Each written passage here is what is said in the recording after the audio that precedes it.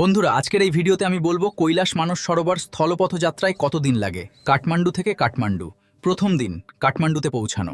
এই দিনটিতে থাকুন কাঠমান্ডুর হোটেলেই। দ্বিতীয় দিন কাঠমান্ডু দর্শন। আপনার হোটেলে প্রাতরাশ উপভোগ করার পর আপনি কাঠমান্ডুর কিছু সবচেয়ে বিখ্যাত আধ্যাত্মিক এবং সাংস্কৃতিক স্থান দর্শন করুন। তৃতীয় দিন প্রায় ৬ ঘন্টার মনোরম পথ ধরে কাঠমান্ডু থেকে তিব্বত সীমান্ত পর্যন্ত একটি রোমাঞ্চকর যাত্রা ও তিব্বতের নেয়ালাম শহরে প্রবেশ।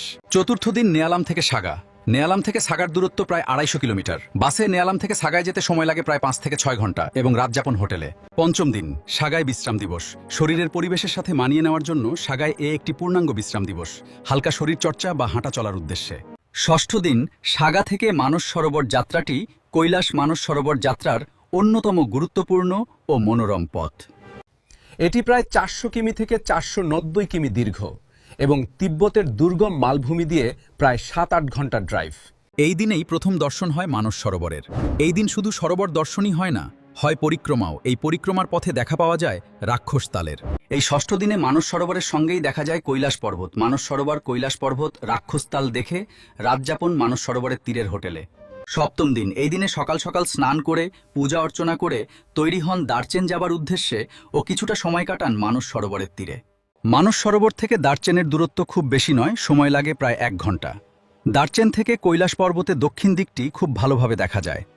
যাত্রা অষ্টম দিন বাস আপনাকে পৌঁছে দেবে জমদুয়ার। এই স্থান থেকে শুরু হয় পরিক্রমা। এই স্থান থেকে দেরাফুকের দূরত্ব প্রায় ১২ কিলোমিটার। হেঁটে এই দূরত্ব অতিক্রম করতে সময় লাগে প্রায় ৬ থেকে ৮ ঘন্টা।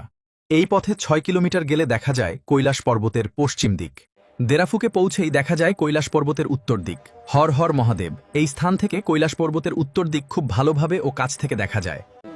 যাত্রার নবম দিন কৈলাস পরিক্রমা দ্বিতীয় দিন। এই দিনে অতিক্রম করতে হয় দেরাফুক থেকে জুতুলফুক, দূরত্ব প্রায় ২২ কিলোমিটার। কৈলাস পরিক্রমার দ্বিতীয় দিনটি সবচেয়ে কঠিন, দীর্ঘ এবং আধ্যাত্মিক দিক থেকে সবচেয়ে গুরুত্বপূর্ণ। যাত্রাপথের মূল আকর্ষণ হল সমুদ্রপৃষ্ঠ থেকে ৫,৬৩০ মিটার উচ্চতায় অবস্থিত দোলমালা পাস বা ডলমা গিরিপথ অতিক্রম করা।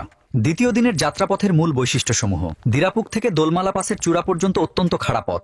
পাসের নিচে নেমে গৌরীকুণ্ড বা সরোবর দেখা যায়, যা মা পার্বতীর স্নানের স্থান বলে বিশ্বাস করা হয়। দোলমালা পাস পরিক্রমার সর্বোচ্চ বিন্দু। দোলমালা পাস অতিক্রমের পর খাড়া ঢাল বেয়ে নিচে নেমে জুতুলপুক পৌঁছাতে হয়। যাত্রার দশম দিন কৈলাস পরিক্রমার তৃতীয় দিন। জুতুলপুক থেকে দার্চেন হল যাত্রার সমাপ্তি এবং সবচেয়ে সহজ পর্যায়। সাধারণত ৬ থেকে ৭ কিমি পথ হেঁটে ও বাকি পথ বাসে জুতুলপুক থেকে দার্চেনে ফেরা। এই দিনের পথটি সমতল এবং চড়াই উতরাই কম, যা আগের ২ দিনের কঠিন ট্রেকিংয়ের পর অনেকটা আরামদায়ক হয়। তারপর আবার ফেরা সাগায় ও রাত্রিযাপন সাগার হোটেলে। যাত্রার ১১তম দিন।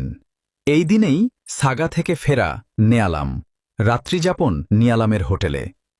যাত্রার ১২তম দিন।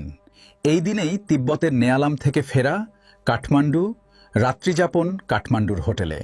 কোনো অপ্রত্যাশিত ঘটনা না ঘটলে কাঠমান্ডু থেকে কৈলাস মানস সরোবর যাত্রায় ১২ দিন মতোই লাগে। তবে কাঠমান্ডুর কিছু ভ্রমণ সংস্থা ১০ দিনেও এই ট্যুর করে থাকেন। সেক্ষেত্রে খরচ অনেকটাই কম হয়। নেপালের কোনো সংস্থার সাথে এই ট্যুর করবেন, তার ভিডিও এই চ্যানেলে আছে, ডেসক্রিপশনে লিঙ্ক দিলাম, চাইলে দেখতে পারেন। কোনো তথ্যের জন্য যোগাযোগ করতে পারেন হোয়াটসঅ্যাপ নম্বর 8293832508-এ। হর হর মহাদেব, হর হর মহাদেব, হর হর মহাদেব।